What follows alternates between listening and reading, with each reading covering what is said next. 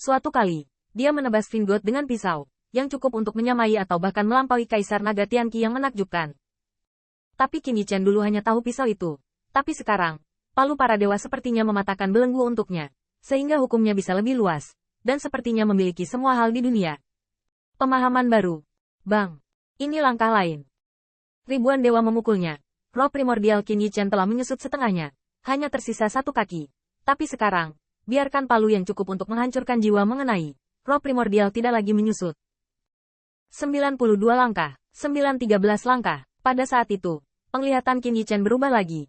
Meskipun dia jauh dari palu Gekian itu sangat dekat, tetapi langkah-langkah di sekitarnya sebenarnya penuh satu demi satu.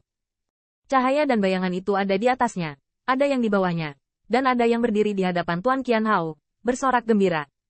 Aku akhirnya di sini. Tuan Ge, kali ini Anda harus membuat pisau yang bagus untuk saya.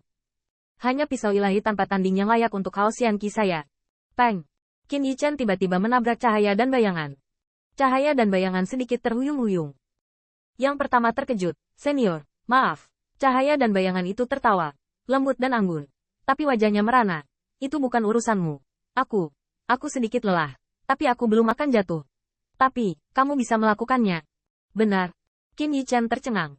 Tiba-tiba, Hao Tianqi muda memperhatikannya dan melambai dengan senyum di wajahnya. Yichen, cepatlah naik. Kamu lihat dirimu, bahkan senjata ilahi. Bukankah ini memanjakan diri sendiri? Apa yang Anda takutkan?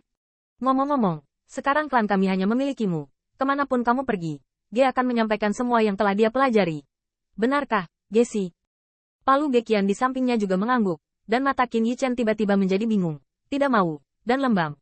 Yang Apokalipse Dragon Love begitu ramah dan terus terang. GS1000 Hammer sepertinya tidak mempermasalahkan yang Dragon apa yang bisa pergi kemana saja.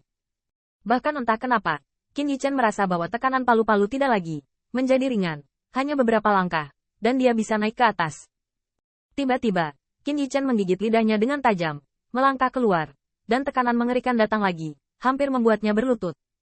Dibandingkan dengan kenyamanan barusan, itu adalah langkah neraka ke surga. Namun, Qin Yichen mengambil 4 langkah lagi. Bahkan palu Gekian semakin dekat dan dekat dengannya. Tetapi ketika dia melangkah lagi, dia tersandung, melihat ke bawah, dan menemukan cahaya dan bayangan tergeletak di sana dengan santai. Apa yang membuat Qin Yichen semakin bingung adalah bahwa cahaya dan bayangan ini persis sama dengannya. Hei, aku bilang kamu bodoh? Anda melihat leluhur di masa lalu, dan Anda tidak harus menggunakan senjata ilahi. Bahkan GG memiliki persetujuan diam-diam. Cahaya berbalik. Qin Yichen memberikan tempat. Saya sangat lelah, hampir sama. Anda mengatakan bahwa sejak Anda meninggalkan rumah Sengtian, langkah mana yang tidak begitu melelahkan? Tunggu apa lagi? Sekarang kamu ditinggal oleh keturunan True Dragon. GG tidak memberitahumu siapa yang kamu lewati. Sebenarnya, kamu mengetahuinya sejak kamu melihat GG, kan? Suara cahaya dan bayangan mengikuti godaan. Qin Yichen tiba-tiba menggelengkan kepalanya. Berkeringat, tidak. Bukan hanya aku juga punya saudara perempuan. Ziyun, Xiao Luer, kakak laki-laki tanpa nama. Cahaya dan bayangan mendengus dengan jijik, mengangkat jarinya dengan jijik. Jiao bodoh itu. Apakah Anda masih ingin mengandalkan dia?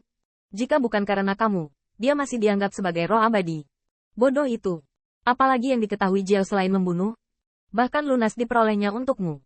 Hehe, jika kamu sendiri yang memurnikan lunas itu, kamu tidak akan bertemu denganku, kan? Masih belum ada nama.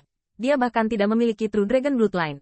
Kamu telah melihat bencana yang mengerikan ketika kamu membangunkan Bloodline. Menurutmu berapa kali kita bisa bertahan? Cahaya dan bayangan tersenyum. Terlebih lagi, apakah menurut Anda benar-benar dapat selamat dari bencana yang mengerikan itu? Atau apakah Anda hanya bermain-main dengan Anda saat menjadi semut? Suara cahaya dan bayangan langsung mengalir ke jiwa Qin Yichen, membuatnya merasa lebih lelah, dan kilatan di matanya semuanya menakutkan. Dan yang disebut anggota klan kita, mari kita urus mereka. Beri mereka teknik kultivasi. Beri mereka harta. Apa yang Anda berikan kepada mereka, dan menukarnya dengan orang lain adalah sejumlah besar uang. Cukup bagi kita untuk menjalani kehidupan yang cerdas. Lihatlah klan yang tidak digunakan oleh kentut. Bagaimana kita bisa membayar kita? Dengan bakat kayu mati mereka, kekuatan mereka lebih baik dari kita. Apakah Anda punya jari? Mereka bebas di kampung halamannya yang hanya kami dapatkan karena wajah kami. Tetapi kami dibunuh dan dibunuh di luar. Mengapa kita harus melakukan ini untuk omong kosong?